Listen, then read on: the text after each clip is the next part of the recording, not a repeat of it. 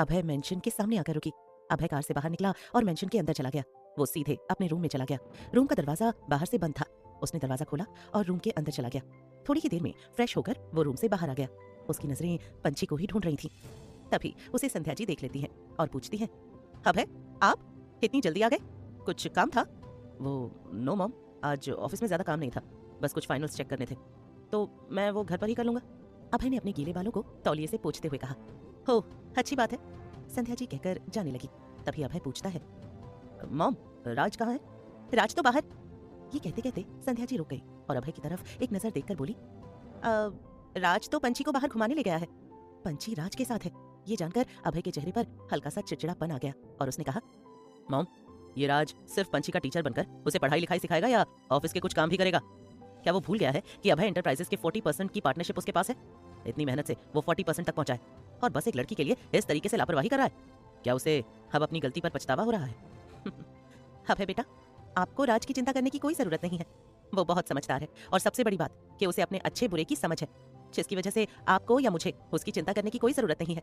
संध्या जी ने मुस्कुराते हुए कहा, हो मॉम प्लीज, पंछी एक गांव की लड़की है और राज को उससे लगाव हो गया तो उसकी भी फिर से शादी होगी, और अगर पंछी के लगाव में उसने शादी से मना कर दिया तो मैं जानता हूँ पंछी में प्यार करने लायक कुछ नहीं है, पर वो खूबसूरत है जो कि हम मर्दों को पसंद आती है। अभय हल्के गुस्से में बोला। अभय की बात सुनकर संध्या जी कहती हैं, हाँ मैं मानती हूँ कि राज भी एक मर्द है, उसे भी पंछी पसंद आ सकती है, पर जब तक पंछी को राज पसंद नहीं आ जाता तब तक तो मैं कुछ नहीं कर पाऊंगी ना अभय। वैसे अभय, आपने कहा कि पंछी खूबसूरत है, तो क्या उसकी खूबसूरती आप पर कुछ काम आई? संध्या जी ने एक आईब्रो को उठाते हुए अभय से पूछा तो अभय ने चिढ़ते हुए कहा, मॉम पंछी मेरे टाइप की लड़की नहीं है। वो गांव की एक गवार और मैं शहर का एक अमीर आदमी जो प्रियंका जैसी लड़की डिजर्व करता हूँ। नो अभय, अगर ऐसा होता तो राज में आपसे ज्यादा काबिलियत है। उसने सब कुछ पीछे छोड़कर पंछी के भविष्य के बारे में सोचा है। क्यों नहीं नफरत कर पाया वो पंछी से? क्योंकि उसमें अभी भी हमारे और दीदी जीजा जी के सिखाए हुए संस्कार बचे हैं, जो कि इस झूठी ऐश और आराम के लिए आपने बेच दिए हैं। संध्या जी गुस्से में बोली, अच्छा इतना ही अच्छा है वो तो क्यों छोड़कर भागा था उस पंछी को? अभय भी गुस्से में बोला, गलती तो सभी से होती है। जिसका पछतावा राज को जल्दी हो गया और प्रायश्चित के लिए वो पंछी को खुश देखना चाहता है। मैं आपकी माँ होकर आपको समझा रही हूँ, किसी दूसरे की लड़की को अपने घर लाकर इस तरह उसे तकलीफ देना ठीक नहीं है, वरना एक दिन उसके वही आंसू आपके दिल में खंजर की तरह चुभेंगे। ये कहते वक्त संध्या जी की आंखें छलक आई थीं। उन्हें पंछी के लिए बहुत बुरा लग रहा था। बेचारी ने बचपन में अपनी माँ को खो दिया और सौतेली माँ ने उसका जीना हराम करके रख दिया था, पर शादी के बाद उसके पति ने भी उसे नहीं छोड़ा। उसके सिर पर एक सौतन को लाकर बैठा दिया और ऊपर से उसके साथ इतना कुछ हो गया। ये सोचकर संध्या जी को खुद के फैसले पर पछतावा हो रहा था। उन्हें नहीं पता था कि अभय पंछी के साथ ऐसा बर्ताव करेगा। ये सब सोचते हुए संध्या जी वहां से चली गई और अभय गुस्से से लाल पीला होकर हॉल में चला गया। उसी समय राज और पंछी घर वापस लौटे थे। राज के हाथ में ढेर सारे शॉपिंग बैग्स थे, जिन्हें देखकर अभय का गुस्सा और ज्यादा बढ़ गया। उसने ये नहीं देखा कि पंछी का चेहरा उदास है। पंछी अपने ख्यालों में डूबी हुई अपने रूम की तरफ जा रही थी। तभी अभय उसे गुस्से से आवाज देता है, पंछी। अपने ख्यालों में खोए रहने के कारण पंछी ने अभय की आवाज नहीं सुनी, तो अभय ने उसे फिर से बुलाया, पर पंछी ने इस बार भी नहीं सुना। तो अभय गुस्से में उसकी तरफ आया और कसकर उसकी बाजू को पकड़ते हुए उसे लगभग खींचते हुए हॉल के बीच में लेकर आया और उसे अनाप शनाप कहना शुरू कर दिया। अभय ने कसकर पंछी का हाथ पकड़ा हुआ था, जिससे उसे बहुत दर्द हो रहा था। उसने अभय से रोते हुए कहा, प्लीज हमें छोड़ दीजिए, हमें बहुत दर्द हो रहा है। चुप, बिल्कुल चुप। बेहुदा लड़की, तुम्हारी औकात ही क्या है जो तुमने मेरी बात का जवाब नहीं दिया? थोड़ा सा अच्छे से क्या बात कर ली, तुम तो सीधे सर पर बैठी जा रही हो। मैंने तुमसे अच्छे से बात सिर्फ इसलिए की थी क्योंकि मेरी मॉम के ऊपर तुम्हारी अच्छाई की पट्टी बंधी हुई है।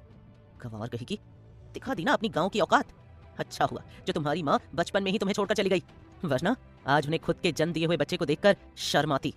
अभय के हर ताने को पंछी खड़ी होकर सुने जा रही थी। आज तक अभय ने उसके माँ बाप के बारे में बहुत कुछ कहा था, पर आज उसकी स्वर्गवासी माँ को भी उसने नहीं छोड़ा। ये सुनकर पंछी को बहुत बुरा लगा और उसने अभय से कहा, हम आपकी पत्नी हैं। हमारी शादी को मुश्किल से 10 दिन ही हुए होंगे। इन 10 दिनों में आपने हमें 10 गालियां दे दी हैं, यहाँ तक कि हमारे माँ बाप को भी नहीं छोड़ा। और आज तो हमारी वो माँ जो हमारे पास है ही नहीं, उसे भी आप हमारे बीच ले आए। मान लिया हम गवार हैं, पर आप तो पढ़े लिखे हैं ना? क्या किताबों में गालियां भी लिखी होती है? क्या आपने भी बचपन से यही पढ़ा है? पंछी का इतना कहना ही था कि अभय ने गुस्से से उस पर अपना हाथ उठाते हुए कहा, बेशर्म। पर इससे पहले कि पंछी के कोमल गालों पर अभय का वो भारी हाथ लगता, उससे पहले ही राज ने अभय के हाथों को पकड़कर उसे पीछे कर दिया और खुद आगे आ गया। पर सीधे राज के गाल पर लगा और राज के गोरे गालों पर अभय के हाथ का पंजा जम गया। राज को देखकर अभय और पंची दोनों हैरान थे। पंची राज के आगे आकर बोली, राज जी, आप बीच में क्यों आए? देखा आपको कितनी चोट लग गई। पंची को परेशान देखकर राज कहता है, कोई बात नहीं, मैं तो बस तुम दोनों का झगड़ा शांत कराने आया था, पर बीच में मेरी ही पिटाई हो गई। अभय की इस हरकत को देखकर पंची की आंखें छलक आई थी। वो वहां से भागते हुए अपने रूम में चली गई। उसके वहां से जाते ही राज अभय को गुस्से में देखते हुए कहता है, अभय, क्या था ये सब? क्या हमें यही संस्कार मिले हैं? तू उसे बार बार अनाप शनाप कहता है, फिर भी वो चुप रहती है, पर तूने आज उसके माँ बाप को भी नहीं छोड़ा। उस पर हाथ उठाने जा रहा था तू। आखिर हो क्या गया है तुझे? राज की बात सुनकर अभय भी मुस्कुराते हुए कहता है, मुझे छोड़, पहले तू ये बता कि तुझे क्या हुआ है? मुझे क्या हुआ है? राज परेशान होकर पूछता है, कुछ नहीं, मैं तो तुझे ये कहना चाहता हूँ कि तुझे पता है ना, कल हमें एक पार्टी अटेंड करनी है जिसमें सबने इस गवार को भी लाने को कहा है, तो तू इसे अच्छे से तैयार कर देना। कोई काम ना सही पर सबसे हाथ मिलाकर हाय हेलो तो कर ही लेगी। ये कहकर अभय वहां से चला गया और राज अभय की बात के बारे में सोचने लगा और पंची से मिलने उसके रूम में चला गया। राज, पंची, अभय, इन तीनों में से ये बात किसी को नहीं पता थी कि अभी हॉल में जो कुछ भी हुआ वो सेकंड फ्लोर की बालकनी से संध्या जी ने देख लिया था। अभय का ये व्यवहार देखकर वो शॉक थी।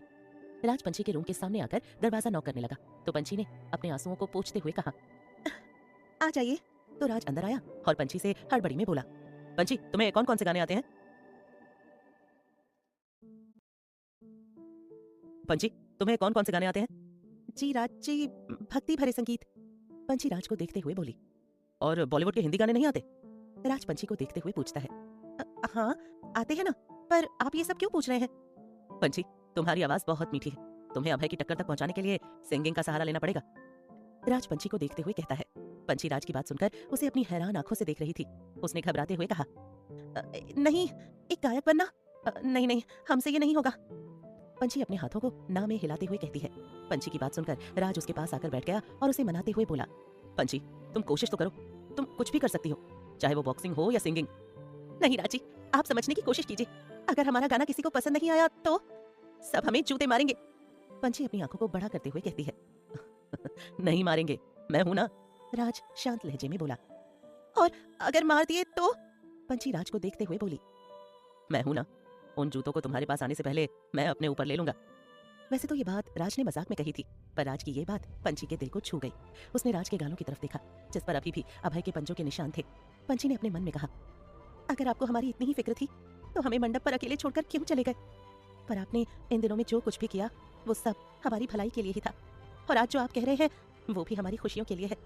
सच, भाग्य वालों को ही आप जैसे सच्चे दोस्त मिलते हैं। ये सोचकर पंची ने उसकी बात मानते हुए कहा, ठीक है, हम तैयार हैं, पर हमें एक बार माँ और अभय जी से इजाजत लेनी पड़ेगी। हाँ ठीक है मैडम, चलो पहले आपकी सासू माँ से इजाजत ले लेते हैं, उसके बाद पतिदेव के पास चलेंगे। राज मुस्कुराते हुए बोला। अपने रूम में संध्या जी अपनी बालकनी में खड़ी होकर अभय और पंची के रिश्ते के बारे में ही सोच रही थी कि तभी उनके कानों में पंची की चहकती हुई आवाज आई, माँ, माँ, आप कहाँ हो? हमें आपसे जरूरी बात करनी है। पंची की चहकती हुई आवाज सुनकर संध्या जी हैरान थी, क्योंकि पंची की आवाज में बचपना था। संध्या जी बालकनी से रूम में आई और पंची से बोली, क्या हुआ मेरी बच्ची, तुमने मुझे बुलाया? कोई काम था मुझसे? हाँ माँ, देखिए ना, राज जी कह रहे हैं कि वो हमें गायक बनाएंगे। आप ही बताइए ना, हम गाना कैसे गा सकते हैं? पंची ने शिकायती लहजे में कहा, किसने कहा तुमसे नहीं होगा? राज अगर कह रहा है तो तुम्हारी भलाई के लिए ही कह रहा होगा। मेरी बच्ची चाहे तो उसके लिए कुछ भी मुश्किल नहीं है, क्योंकि सिर्फ सिंगिंग ही नहीं, डांस भी करना है तुम्हें। और हाँ, कल एक पार्टी है जिसमें तुम्हें अभय के साथ जाना है, और बड़ी बड़ी पार्टीज में कपल डांस होते हैं जो तुम्हें सीखना होगा। संध्या जी की बात सुनकर पंची का मुंह खुला का खुला रह गया तो राज ने सख्त लहजे में कहा, हाँ, जब मौसी ने परमिशन दे दी है तो हम सिंगिंग आज से ही स्टार्ट करेंगे।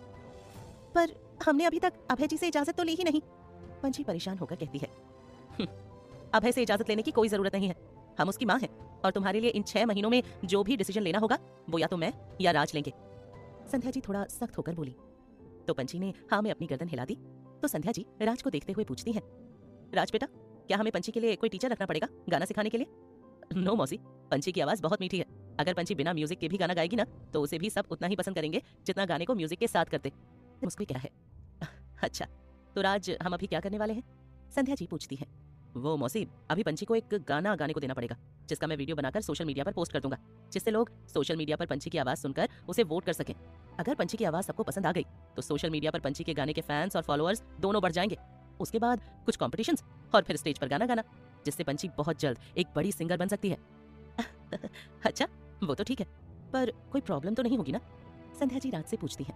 नहीं मौसी, मैं पंछी के गाए हुए गाने को अपने सोशल मीडिया अकाउंट से पोस्ट करूंगा, जिसमें मेरे कुछ फॉलोअर्स हैं जो कि पंछी के गाए हुए गाने को पसंद देंगे। राज बोला।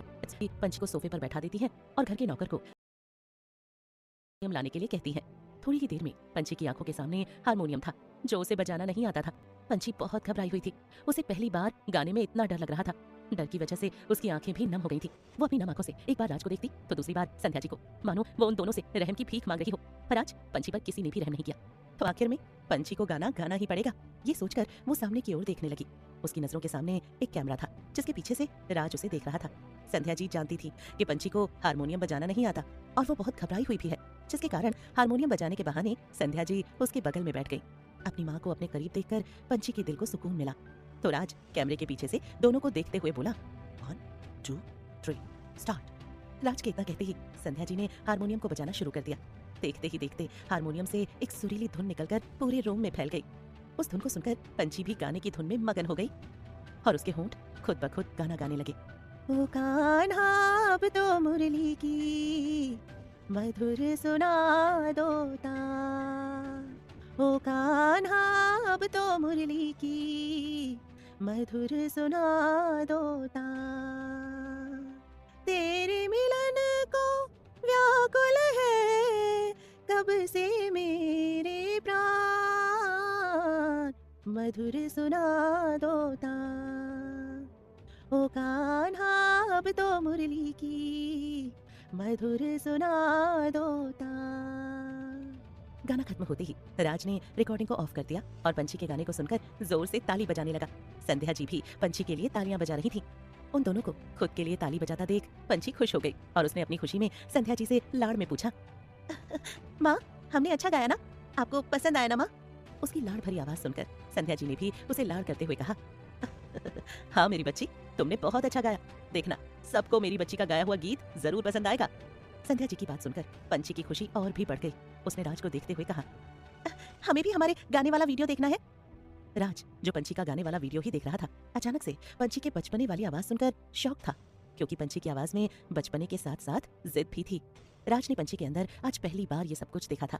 राज मुस्कुराते हुए पंछी से कहता है, तो आ जाओ अपनी वीडियो को अपनी आंखों से देख लो। राज मुस्कुराते हुए कहता है। राज की बात सुनकर पंछी मुस्कुराती हुई उसकी तरफ भागी। उसने साड़ी पहन रखी थी। साड़ी की प्लेट्स में पंछी का पैर फंस गया और वो गिरने ही वाली थी कि तभी राज ने उसे दोनों हाथों से थाम लिया, जिससे पंछी गिरते गिरते बची। संभल के। मैडम इतनी ज्यादा जल्दी किस बात की है? वीडियो कहीं भागी थोड़ी ना जा रही है। उसे हड़बड़ाते देख राज उसकी आंखों में देखते हुए कहता है, नहीं वीडियो भागा तो नहीं जा रहा, पर अगर मिट गया तो? पंछी मासूमियत से कहती है। तो राज मुस्कुराते हुए कहता है, कैसे मिट जाएगा, मैं हूं ना, ये लो देख लो अपना वीडियो। ये कहकर राज रिकॉर्डिंग को पंछी के सामने चला देता है, जिसे देखकर पंछी खुशी से कहती है, अरे वाह बहुत बढ़िया। पंछी के इस बचपने भरे रूप को देखकर संध्या जी अपने मन में राज को शुक्रिया अदा करते हुए कहती है, thank you Raj, thank you so much. आज आपकी वजह से हमें पंछी का एक नया रूप देखने को मिला। सच में सच ही कहा है किसी ने, एक पेड़ को उसके मालिक से भी ज्यादा अच्छा उसकी देखभाल करने वाला माली समझता है, क्योंकि पेड़ और माली के बीच दोस्ती ही इतनी गहरी होती है। पंछी अपने वीडियो को देखते हुए शिकायती लहजे में बोली, राज जी यहाँ हमारा चेहरा सही नहीं आया है। उसकी बात सुनकर राज भी उसे चिढ़ाते हुए कहता है, अच्छा तो मैडम कल से आप मेकअप करके कैमरे के सामने बैठिएगा, जिससे आपका वीडियो हर एंगल से परफेक्ट आएगा। राज की बात सुनकर पंछी मासूमियत से कहती है, फिर से कल गाना पड़ेगा, ऐसे तो हमारी आवाज सो जाएगी। हाँ तो कोई बात नहीं, तुम्हारी आवाज सो गई तो कल हम उसे फिर से नींद से जगा लेंगे। संध्या जी ने मजाकिया अंदाज में कहा तो सब ठहाके मारकर हंसने लगे। उन सबको क्या पता था कि दो गुस्से भरी आंखें पंछी को ही घूर रही थीं। अभय रूम के दरवाजे के बाहर छुपकर ये सब देख रहा था। पंछी को राज के साथ हंसता मुस्कुराता देखकर अभय गुस्से से लाल हो गया, पर अभी उसकी माँ संध्या जी भी वहीं थी, जिसके कारण उसने अंदर जाकर कुछ भी उल्टे सीधे शब्द मुंह से नहीं निकाले। चलो अब तुम्हें डांस करना है। राज टेबल पर पड़ी सारी चीजों को समेटते हुए बोला। क्या अब क्या नाचना भी पड़ेगा? पंछी परेशान होकर बोली। हाँ नाचना भी पड़ेगा, गाना भी पड़ेगा और खेल खिलाकर हंसना भी पड़ेगा मेरी पंछी को। संध्या जी पंछी के गालों को खींचते हुए बोली, पर माँ हमें तो नाचना आता है। पंछी मुस्कुराते हुए बोली, हाँ आता होगा, पर ये वो वाला डांस नहीं है। इस डांस में लड़का लड़की एक साथ डांस करते हैं और कल पार्टी में तुम उन सबके बीच नहीं रहोगी, तो जाहिर है वो लोग तुम्हें अभय के साथ डांस करने को कहेंगे। राज पंछी को समझाते हुए कहता है, क्या हमें नहीं जाना फिर? पंछी घबराते हुए कहती है, क्यों नहीं जाना? तुम अभय की पत्नी हो, तुम्हें बाहर उसके दोस्तों और बिजनेस पार्टनर से मिलना ही पड़ेगा ना। संध्या जी उसे समझाते हुए कहती हैं, पर माँ, हमें उनकी भाषा नहीं आती है, और क्या वो हमें लेकर जाएंगे? पंची नम आंखों से संध्या जी से कहती है, असल में बात तो ये है कि अभय के साथ अकेले जाने में पंची को डर लग रहा था। उसने इतनी बड़ी पार्टी कभी देखी भी नहीं थी। उसकी रिसेप्शन पार्टी में ही इतने लोग देखकर वो घबरा गई थी। संध्या जी पंची की बात को समझ सकती थी, पर वो हमेशा तो पंची के लिए कोमल नहीं बनी रह सकती। इसीलिए उन्होंने सख्त होकर पंची से कहा, मुझे कुछ नहीं पता, तुम्हें जाना है और जाना ही पड़ेगा। संध्या जी का जवाब सुनकर पंची शांत हो गई। अंदर से उसका दिल जोरों से धड़क रहा था। उसका मन किया कि वो वहीं पर फूट फूट कर रो पड़े, पर वो ऐसा कुछ भी नहीं कर सकती थी। संध्या जी के जवाब को सुनकर राज ने भी कुछ नहीं कहा। वो खड़ा होकर पंची को देख रहा था। तीनों नीचे हॉल में चले आए। राज पंची से कहता है, पंची, मैं और मौसी डांस कर रहे हैं, तुम हम दोनों को देखो और उसके बाद तुम्हें वैसा ही करना है जैसा मौसी करेंगी। राज की बात पर पंची धीरे से अपना सिर हिला देती है तो राज अपने फोन से म्यूजिक सिस्टम में एक स्वीट पियानो म्यूजिक प्ले कर देता है, जिसकी धुन में संध्या जी और राज डांस करने लगते हैं। संध्या जी की उम्र हो गई थी, जिसके कारण थोड़ी ही देर में वो थक कर जोर जोर से हांफने लगी। तो पंची ने उन्हें पानी दिया और अपनी चिंता जाहिर करते हुए बोली, माँ, आप ठीक तो है ना? आपको मेरी वजह से कितना परेशान होना पड़ रहा है ना? पंची को परेशान देखकर संध्या जी उसके एक गाल को छूकर कहती हैं, पंची, बच्चा, तुम्हारी माँ बूढ़ी हो रही है, 55 साल की हो गई हूँ मैं। हाँ, न जाने कब भगवान का बुलावा आ जाए। संध्या जी का ये कहना ही था कि पंची उनके पैरों के पास रोते हुए बैठ गई और मासूमियत से बोली, नहीं, हम आपको खुद से दूर कभी नहीं जाने देंगे। अगर जाना ही है तो हमें भी ले चलिएगा। पंची को बस माँ चाहिए और कोई नहीं। पंची की मासूमियत को देखकर संध्या जी और राज मुस्कुराने लगे। संध्या जी ने उसे उठाया और उसके आंसुओं को पोंछते हुए कहा, कितना रोती हो? आंखों के अंदर कोई मोटर लगी है क्या? मैं कहीं नहीं जा रही हूँ अपनी गुड़िया को छोड़कर। मैं चली गई तो उस प्रियंका की बच्ची को सबक कौन सिखाएगा? संध्या जी की बात सुनकर पंची के होठों पर एक प्यारी सी मुस्कान आ गई तो राज घड़ी की ओर इशारा करते हुए कहता है, 5 बज गए हैं और पार्टी कल ही है। राज की बात सुनकर संध्या जी पंची को प्यार से डांटते हुए कहती है, तू ना थोड़ी शैतानी करने लगी है। राज तब से खड़ा है तुझे डांस सिखाने के लिए। माँ, हम ऐसे शैतानी करते हुए अच्छे नहीं लगते? पंची बेचैन होकर पूछती है। पंची की बात सुनकर संध्या जी थोड़ी देर चुप रही और फिर उसके माथे को चूमते हुए बोली, अच्छी नहीं, बहुत अच्छी लगती है मुझे तेरी शैतानियां। ऐसा लगता है मैं तेरी सगी माँ हूँ जो तुझे इस बचपने में देख रही हूँ। संध्या जी की बात सुनकर पंची मुस्कुराते हुए राज के पास चली जाती है और उससे कहती है, हम तैयार हैं। उसकी बात सुनकर राज अपना एक हाथ उसकी कमर पर रखता है। राज के हाथ ठंडे थे, जिसके कारण पंची को गुदगुदी होने लगी और वो खिलखिलाकर हंस पड़ी। उसे हंसता देखकर राज अजीब नजरों से उसे देखते हुए पूछता है, क्या हुआ, तुम हंस क्यों रही हो? वो राजी, गुदगुदी हो रही है। पंची हंसते हुए बोली, अच्छा ठीक है, फिर से स्टार्ट करते हैं। ये कहकर राज ने पंची का हाथ अपने कंधे पर रख दिया और इस बार संभलकर कपड़े वाले हिस्से में उसने अपना हाथ रखा। धीरे धीरे वो हिलते हुए डांस करने लगा और साथ में पंची को समझा भी रहा था, तुम अभी मेरे पैरों की तरफ ध्यान दो। जब पार्टी हॉल में डांस करना तब अभय के चेहरे की तरफ देखना। राज की बात सुनकर पंची राज के पैरों की तरफ देखने लगी, पर उसे कुछ खास समझ में नहीं आ रहा था, जिसके कारण उसने गलती से राज के पैर पर अपना पैर दे मारा। राज के पैर में मारते ही वो डरते हुए उसके चेहरे की तरफ देखने लगी, पर राज का चेहरा बिल्कुल शांत था, जैसे कुछ हुआ ही नहीं हो। तो पंची फिर से नीचे देखने लगी, पर एक बार फिर पंची ने राज के पैर पर पैर मार दिया तो इस बार राज ने कहा, पंची, तुम घबराओ मत, धीरे धीरे कोशिश करो, सीख जाओगी। राज की बात सुनकर पंची ने मुस्कुराते हुए अपना सिर हिला दिया। एक स्टेप में राज पंची का हाथ पकड़कर उसे खुद से दूर करता है, फिर उसे अपनी ओर खींच लेता है और तभी गलती से पंची का हाथ राज के गाल पर लग जाता है और राज को पंची के हाथों से एक चांटा पड़ जाता है। ये देखकर पंची घबराते हुए और रोते हुए कहती है, ये हमने जानबूझकर नहीं किया, बस हम डांस कर रहे थे, हमारा हाथ गलती से आपके गाल पर। संध्या जी वहीं बैठी थी। उन्होंने पंची को समझाते हुए कहा, बेटा कोई बात नहीं, हो जाता है, तुम बस पार्टी में इस बात का ख्याल रखना कि अभय को तुम्हारे हाथ या पैर से कहीं चोट न लग जाए। जी माँ, हम ध्यान रखेंगे। पंची रोती हुई आवाज में बोली, पंची कोई बात नहीं, मैं जानता हूँ गलती से हुआ होगा। ये कहकर राज फिर से डांस करने लगा। पंची भी डांस करने लगी। डांस करते करते एक और स्टेप पर राज पंची को धीरे से झुका देता है, जिससे पंची घबराकर जोर जोर से चिल्लाने लगती है, राजी, हमें छोड़ना मत, हम गिर जाएंगे। उसकी चीख सुनकर संध्या जी अपने माथे पर हाथ रख लेती हैं और राज परेशान होकर कहता है, पंची, मैंने तुम्हें पकड़ रखा है, तुम नहीं गिरोगी। नहीं, हमें बहुत डर लग रहा है, गिर गए तो सिर फूट जाएगा। पंची चिल्लाते हुए कहती है, हाँ, पंची, राज ने पकड़ा हुआ है, तुम कैसे गिर जाओगी? संध्या जी परेशान होकर कहती है। बार बार पंची और राज ने डांस करने की कोशिश की, लेकिन हर बार कुछ न कुछ गड़बड़ हो जाती। कभी पंची का पैर राज से टकरा जाता तो कभी वो गिरने को हो जाती।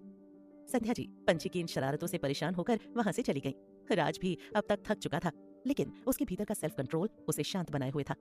उसी समय अभय दूसरी मंजिल की बालकनी से राज और पंची को डांस करते हुए देख रहा था। पंची की मासूमियत ने उसे हैरान कर दिया। उसके मन में यही विचार आया, इतनी मासूमियत है इसमें, फिर क्यों अपनी शरारतों से मुझे हर समय गुस्सा दिलाती थी? ये सोचकर अभय जाने ही वाला था कि तभी पंछी की साड़ी राज के पैरों में फंस गई और वो लगभग गिरने को थी। तभी राज ने तुरंत उसे अपनी बाहों में थाम लिया। पंछी के बाल जमीन को छू रहे थे और उसकी नजरें राज के चेहरे पर टिक गई। राज का चेहरा बेहद आकर्षक था। वो गोरा और चिकने नैन नक्श वाला था और उसकी पलकें घनी और खूबसूरत थीं। राज और पंछी के इस पल ने मानो समय को थाम दिया हो। राज की आंखें भी एक टक पंछी की आंखों को ही देख रही थीं। पंछी की आंखें भी बहुत मासूम थीं। पंछी की आंखों में देखने के बाद उसकी आंखों में देखने वाले को एक अलग सी शांति मिलती है। काफी शांत थी पंछी की आंखें। ये सब ऊपर खड़ा अभय देख रहा था। राज और पंछी को करीब देखकर उससे और देखा नहीं गया और उसने गुस्से में कहा, राज! अभय की आवाज सुनकर राज ने पंछी को सीधा खड़ा कर दिया और अभय को देखने लगा, जो गुस्से में सीढ़ियों से नीचे आ रहा था। पंछी उसे गुस्से में देखकर राज के पीछे छिप गई तो अभय उसे हैरान नजरों से देखने लगा। अभय चलकर राज के पास आया और बोला, वो मेहता वाली फाइल को चेक करके अपने साइन कर दो। अभय की बात सुनकर राज पंछी की तरफ देखकर कुछ कहने ही वाला था कि उससे पहले अभय ने कहा, इसे मैं देख लेता हूँ। अभय की बात सुनकर राज उसे देखने लगा तो अभय बात बदलते हुए कहता है, मैं सिखा दूंगा। अभय की बात सुनकर राज वहां से चला गया तो अभय ने कसकर पंछी की कलाई को पकड़ लिया और बोला, देखते हैं क्या सीखा है तुमने। ये कहकर उसने उसे जोर से घुमा दिया और उसके साथ डांस करने लगा। पंछी उस डांस को अभी पूरा नहीं सीख पाई थी, जिसके कारण वो अभय की स्पीड को संभाल नहीं पाई और जमीन पर गिर गई। पर अभय ने उसे सांस लेने तक का मौका नहीं दिया और फिर से उसके साथ डांस करने लगा। अभय के हाथों में पंछी बिल्कुल किसी कांच की गुड़िया जैसी लग रही थी, जो किसी भी पल टूट सकती थी। डांस करते करते अचानक अभय ने पंछी को गोल गोल घुमाना शुरू कर दिया, जिससे पंछी का सिर घूम गया और वो जमीन पर गिर गई। पंछी को अपने पैरों के पास गिरा देख अभय के होठों पर एक अहंकारी हंसी आ गई। पंछी जमीन से लड़खड़ाती हुई उठ खड़ी हुई और अभय को देखने लगी तो अभय ने भी पंछी को देखते हुए अहंकार में कहा, यही सिखाया है तुम्हारे उस बुद्धिमान टीचर ने? जो खुद अधूरा है वो तुम्हें क्या सिखाएगा? ये कहकर वो हंसने लगा। अभय की बात सुनकर पंछी को बहुत दुख हुआ, क्योंकि उसके लिए उसका एक सच्चा और अच्छा दोस्त सिर्फ राज था, जो उसे कोई भी बात अच्छे से और प्यार से समझाता था, और अभय उसकी ऐसी बेइज्जती कर रहा है। ये सोचकर पंछी अभय से कहती है, ऐसा बिल्कुल नहीं है, राज जी ने हमें बहुत अच्छे से डांस करना सिखाया है, वो बस। पंछी आगे कुछ कहती तभी अभय ने उसे अपनी आंखें दिखाते हुए कहा, वाह बहुत बढ़िया, इन 4 दिनों में तुमने डांस, सॉरी, बस ये 2 शब्द ही सीखे हैं। पर कोई बात नहीं, 6 महीने तक तुम नर्सरी के बच्चों की तरह लिखना और बोलना तो जरूर सीख जाओगी। ये कहकर एक अजीब मुस्कान देकर अभय वहां से चला गया और पीछे खड़ी खड़ी पंछी उसे नम आंखों से देखने लगी। अभय के जाने के बाद पंछी भागकर अपने कमरे में गई और अपने बक्से में कुछ ढूंढने लगी। ढूंढते ढूंढते उसे अपने बक्से में एक तस्वीर दिखी। उस तस्वीर को अपने सीने से लगा लिया।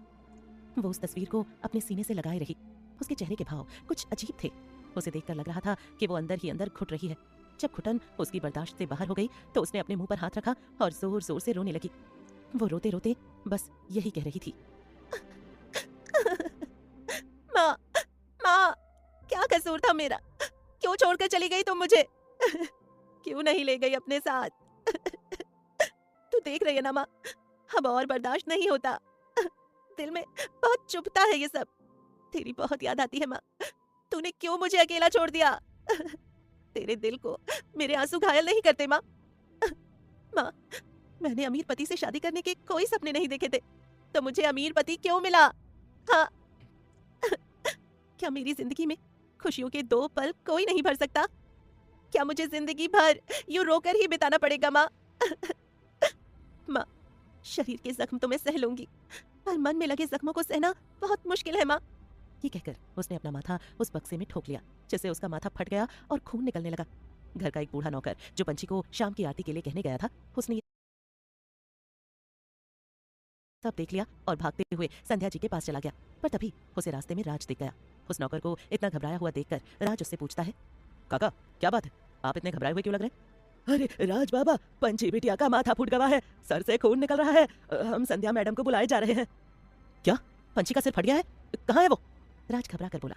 अभय भी उस वक्त वहीं से गुजर रहा था। उसने राज और उस बूढ़े नौकर की बात सुन ली। ये बात सुनकर वो भी घबरा गया और राज और बूढ़े काका, जिनका नाम रमेश था, उनके पीछे पीछे चला गया। रूम में जाकर देखा तो पंछी जमीन पर अपने माथे को पकड़े हुए बैठी थी। उसके सिर से खून निकल रहा था। वो उठने की कोशिश कर रही थी, पर सिर घूमने के कारण उठ नहीं पा रही थी। ये देखकर राज और अभय दोनों उसकी तरफ भागे। दोनों ने एक साथ अपना हाथ पंछी की तरफ बढ़ाया। पंछी जमीन पर बैठी दोनों के हाथ को देखने लगी। उसने पहले राज की तरफ देखा, जिसने अभय का हाथ देखकर अपना हाथ पीछे कर लिया था, और फिर अभय की तरफ देखा, जिसके चेहरे पर राज के हाथ पीछे कर लेने के बाद एक जीत की मुस्कान थी। पंछी ने फिर अभय के उस हाथ को देखा जो उसकी आंखों के सामने था। उसने राज की तरफ देखा जो उससे 2-4 कदम पीछे हट गया था। ये देखकर उसने अपने एक हाथ को जमीन पर रखा और दूसरे को अपने घुटनों पर और अपनी पूरी ताकत के साथ उठ खड़ी हुई। ये देखकर अभय का चेहरा फीका पड़ गया। इस छोटी सी हरकत से अभय को उसने ये दिखा दिया था कि पंछी चाहे तो खुद उठ सकती है, उसे किसी के सहारे की जरूरत नहीं। पंछी का सिर बहुत जोर से दर्द कर रहा था, जिसकी वजह से वो 2 कदम ही चली थी कि फिर से लड़खड़ाकर गिर पड़ी। इससे पहले कि पंछी दोबारा जमीन पर गिरती, 2 मजबूत बाहों ने उसे थाम लिया। पंछी को लगा कि वो अभय है। ये सोचकर उसने उसकी तरफ देखा तो वो राज था। अभय तो वहीं खड़ा उसे अपनी तीखी नजरों से देख रहा था। वही था जिसने अपना पैर आगे बढ़ाकर पंछी को गिराने की कोशिश की थी, पर ऐन मौके पर राज ने उसे पकड़ लिया, वरना पंछी तो गिर ही जाती। पंछी शिकायती नजरों से अभय की तरफ देखने लगी। अभय एक पल को पंछी की उन मासूम निगाहों में कहीं खो सा गया था। पंछी की मासूम सी आंखों में खुद के लिए शिकायत देखकर अचानक अभय के दिल में थोड़ी गर्माहट महसूस होने लगी, पर उसने अपने जज्बातों को भी इग्नोर कर दिया और वहां से चला गया। उसके जाने के बाद राज पंछी को धीरे धीरे चलते हुए सोफे के पास लाया और उसे सोफे पर बैठा दिया। वो उसकी चोट पर मरहम लगाते हुए उसे डांटने लगा। पंछी, जब अभय ने अपना हाथ तुम्हारी ओर बढ़ाया था तब तुमने उसका हाथ क्यों नहीं पकड़ा? हमारा मन नहीं था, पंछी राज से अपना मुंह फेरते हुए बोली।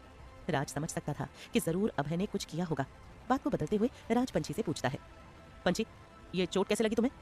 राज की बात सुनकर पंछी बहुत शर्मिंदा थी। उसने वफादारी से राज को सब सच बता दिया। उसकी बात सुनकर राज उससे गुस्सा हो गया और अपने रूम में चला गया।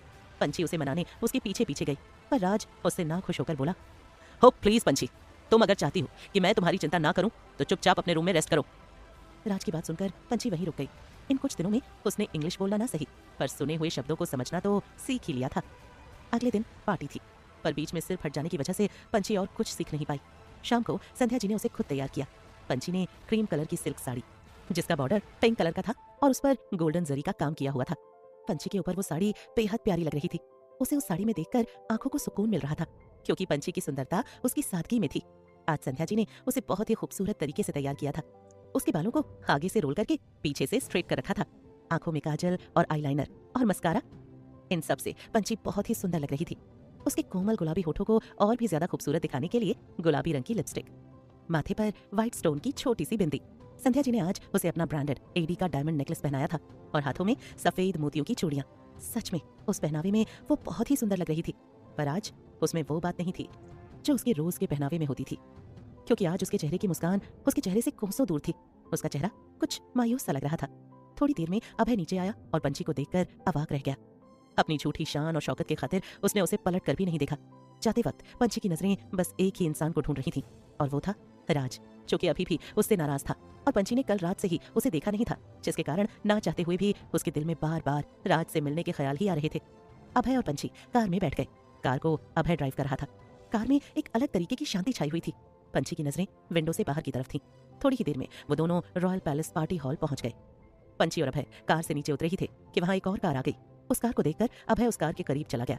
तभी कार का डोर खुला और एक रेड कलर की हॉट एंड अट्रैक्टिव ड्रेस पहने प्रियंका बाहर आई। बाहर आते ही उसने अभय को गले से लगा लिया और उसके गालों पर किस करते हुए बोली, अभय डार्लिंग, मैंने आपको बहुत मिस किया। 2 दिन भी मेरे लिए 2 साल के बराबर थे। प्रियंका की बात पर अभय बस मुस्कुराकर रह गया। पंछी ये सब खड़ी होकर देख रही थी। उन दोनों को वहां एक साथ देखकर उसके होठों पर एक अजीब सी स्माइल आ गई और वो धीमे कदमों से पास गई। उसके उलटे हुए जज्बातों को काबू करते हुए अभय से बोली, अभय जी, आप हमें 200 रुपए दे दीजिए, जिससे हम यहाँ से वापस घर लौट सके। घर जाते ही हम राज जी से मांगकर आपका उधार चुका देंगे।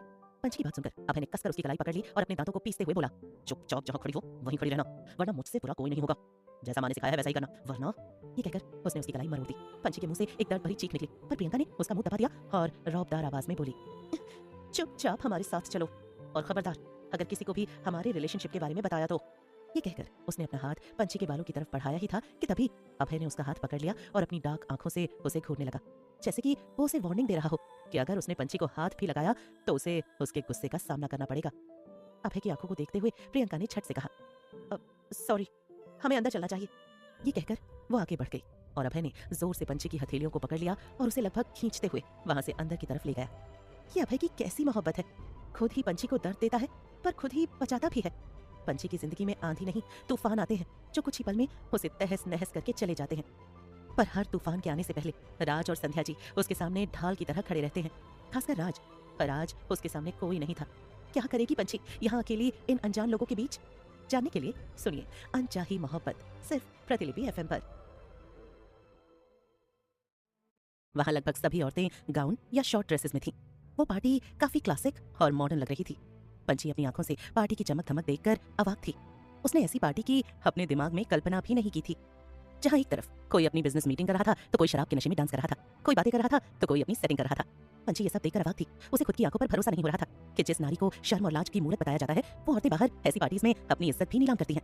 पार्टी हॉल में आते ही अभय का हाथ पंची के हाथों को छोड़कर उसकी कमर पर चला गया था। पंची को अभय की चुअन से बहुत अनकंफर्टेबल फील हो रहा था। उसने धीरे से अभय का हाथ अपनी कमर से हटा दिया। उसके ऐसा करने से अभय थोड़ा चिढ़ गया और इस बार उसने उसकी कमर को नाखूनों से नोच दिया। पंची उसकी इस हरकत पर शांत रह गई। अभय पंची को लेकर mister Saxena and Mrs Saxena के पास गया। मिस्टर सक्सेना अभय के एक बड़े क्लाइंट थे, जो एक जंगल के बाहर वाली जगह पर अभय और राज के साथ पार्टनरशिप में थे। मिस्टर सक्सेना के साथ एक आदमी खड़ा था, जो कि उससे और उनकी वाइफ से हंसी मजाक कर रहा था। अभय और पंची मिस्टर सक्सेना के पास आए और उनका गिफ्ट उन्हें थमा दिया। अभय को देखते ही मिस्टर सक्सेना ने उसे गले से लगा लिया और पंची को नमस्ते किया। पंची ने भी बदले में उन्हें नमस्ते किया। तो उनके बगल में जो आदमी खड़ा था वो आगे आकर बोला, लगता है भाभी हमसे नाराज हैं। वो आवाज पंची को थोड़ी जानी पहचानी सी लगी, तो उसने झट से उस आदमी के चेहरे की तरफ देखा और थोड़ा घबरा गई, क्योंकि वो आदमी वही था जिसने पंची की रिसेप्शन पार्टी में उसके साथ बदतमीजी की थी। उस आदमी को देखकर अभय उससे हाथ मिलाते हुए कहता है, अरे नहीं, ऐसी कोई बात नहीं है राहुल, वो नई है ना। पंची, ये मिस्टर राहुल है, हमारे न्यू प्रोजेक्ट के शेयर होल्डर। अभय पंची से कहता है। अभय की बात सुनकर पंची ना चाहते हुए भी उसे नमस्ते करती है, पर राहुल आगे आया और पंची के दोनों हाथों को अपने हाथों से पकड़कर उससे अजीब टोन में कहने लगा, जी, इस विदेशी पार्टी में देसी तड़का है ये। अभय और पंची उसे अजीब ढंग से देखने लगे, तो मिस्टर राहुल ने अपनी बात को ठीक करते हुए कहा, जी, मेरा मतलब था कि इस विदेशी पार्टी में ये खूबसूरत गुलाब का फूल कहाँ से आया। राहुल की बात सुनकर अभय मुस्कुराते हुए बोला, ये गांव की है, इसे वेस्टर्न ड्रेसेस पहनना पसंद नहीं। ओह गुड, अभय शहर की सारी लड़कियों को रिजेक्ट करके गांव की गोरी ही पसंद आई। मिस्टर सक्सेना ने पंची को अजीब नजरों से देखते हुए कहा, ये मेरी मॉम की चॉइस है, I have no interest in it. Abhay ने नफरत से पंची को देखते हुए कहा, ओह रियली, तो तुम इसे डिवोर्स क्यों नहीं दे देते, क्यों इसके साथ अपनी रात हसीन कर रहे हो। मिस्टर सक्सेना ने पंची की तरफ अजीब नजरों से देखते हुए कहा, रात हसीन करना, मेरा अभय ऐसी लड़कियों को हाथ भी ना लगाए। पीछे से प्रियंका आते हुए बोली। प्रियंका चलते हुए पंची और अभय के बीच में आकर खड़ी हो गई। उसने अभय को बाहों में कसकर थाम लिया और अपना हक जताने के अंदाज में बोली, अभय सिर्फ मेरा है, उसके पास उसकी रात हसीन करने के लिए मैं हूं ना, उसे किसी गवार की जरूरत नहीं है। प्रियंका और अभय के रिलेशनशिप के बारे में जानकर सब हैरान थे, पर mister Saxena and Mrs Saxena बहुत खुश थे। उन दोनों ने कहा, कांग्रेचुलेशंस, आई विश आप दोनों भी बहुत जल्द हमारी तरह बेस्ट कपल्स बन जाएं। Mister Saxena and Mrs Saxena की बात सुनकर अभय बस मुस्कुरा कर रह गया, पर उसके मन में कुछ और ही चल रहा था। हालांकि वो खुश था प्रियंका के प्यार को देखकर। पंची वहीं पत्थर की मूरत बनकर खड़ी थी। ऐसा नहीं था कि उसे उसके दिल में दर्द नहीं हो रहा था, पर वो अब उसके दर्द को खुद को अभय या दुनिया वालों की नजरों के सामने जाहिर नहीं करना चाहती थी। पंची वहां से हॉल के दूसरी तरफ चली गई। उसके जाते ही प्रियंका ने मिस्टर राहुल को अपनी आंखों से इशारा कर दिया, जैसे कि वो कहना चाहती हो, रास्ता साफ है, पंची को अपनी जाल में फांस लो। प्रियंका का इशारा पाते ही मिस्टर राहुल भी पंची के पीछे चले गए। उसके जाते ही प्रियंका ने मिसेस सक्सेना को आंख मार दी, तो मिसेस सक्सेना भी प्रियंका को लेकर वहां से कोई बहाना बनाकर चली गई। इधर संध्या जी अपने रूम में बैठी किताब पढ़ रही थी कि तभी उनकी फोन पर कॉल बेल बज उठी। संध्या जी फोन की तरफ देखती हैं तो स्क्रीन पर असिस्टेंट रजत का नाम फ्लैश हो रहा था। ये देखकर संध्या जी ने कॉल रिसीव करते हुए कहा, हाँ क्या खबर है। वो बड़ी मालकिन, यहाँ पार्टी में प्रियंका मैडम भी आई हैं। पार्टी में प्रियंका का नाम सुनकर संध्या जी को कोई हैरानी नहीं हुई। उन्होंने फिर कहा, रजत पंची ठीक तो है ना। बड़ी मालकिन, पंची मैडम तो ठीक है, पर प्रियंका मैडम और mister Saxena and Mrs Saxena उनकी बहुत बेइज्जती कर रहे हैं, उन्हें बहुत बुरा भला कहा है उन्होंने। ये सुनकर संध्या जी शांत हो गई, फिर 2 सेकंड बाद फिर बोली, तो तुम्हें क्या लगता है मुझे क्या करना चाहिए। सॉरी मालकिन, पर मुझे लगता है कि पंची मैडम को आपको घर बुला लेना चाहिए। रजत ने कांपती हुई आवाज में कहा, तुम वहीं रुको, मैं अभी राज को वहां भेजती हूँ। संध्या जी ने कॉल कट किया और फिर अपने फोन में राज का नंबर लगा दी। राज उस वक्त अपने ऑफिस में कुछ काम कर रहा था। उसी वक्त उसके फोन पर संध्या जी का कॉल आया। उसने कॉल रिसीव की तो सामने से संध्या जी सिसकती हुई आवाज में बोली, राज मेरी पंची वहां पार्टी में अकेली है, वहां प्रियंका भी आ गई है, वो उन सबसे अकेले नहीं लड़ पाएगी। मौसी क्या हुआ, आप रो क्यों नहीं है, पंची ठीक तो है ना। राज परेशान होकर पूछता है, मुझे कुछ नहीं पता, पार्टी में तुम्हें भी इनवाइट किया गया था ना, तो तुम अभी मेरी पंची के पास जाओ, मुझे कुछ नहीं पता। संध्या जी ने जिद करते हुए कहा। संध्या जी की बात सुनकर राज उनसे कहना चाहता था कि अगर वो उसे बार बार उसकी मुसीबतों से बचाता रहेगा तो वो खुद स्ट्रॉन्ग कैसे बनेगी, पर वो ये सब कुछ कह नहीं पाता और कहता है, ठीक है मौसी, मैं अभी जाता हूँ। ये कहकर वो कॉल कट कर देता है।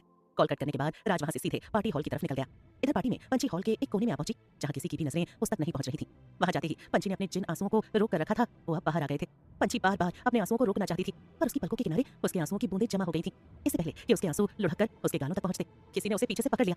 किसी के हाथों को अपनी कमर पर महसूस करके पंची घबरा गई और झट से उससे दूर हो गई। उसने देखा कि वो हाथ राहुल के थे। ये देखकर वो घबराते हुए बोली, जी आप यहाँ। हाँ, वो मैं तुमसे कहने आया था कि वहाँ जो कुछ भी हुआ वो नहीं होना चाहिए था। तुम जरूर गाँव की हो, पर तुम एक लड़की हो, उसे तुम्हारी इज्जत करनी चाहिए। राहुल को देखकर पंची बिल्कुल भी खुश नहीं थी। उसने कुछ नहीं कहा तो राहुल उसके दोनों हाथों को पकड़ लेता है। अजीब तरीके से उसके हाथों को छूने लगता है। जी आप अभय को माफ कर दीजिए ना, वो मेरा दोस्त है। पंची हैरान आंखों से उसे देख रही थी। तभी रूम में प्रियंका और मिसेस सक्सेना आ गई। मिसेस सक्सेना प्रियंका की अच्छी फ्रेंड थी। मिसेस सक्सेना ने आते ही कहा, ये सब क्या हो रहा है।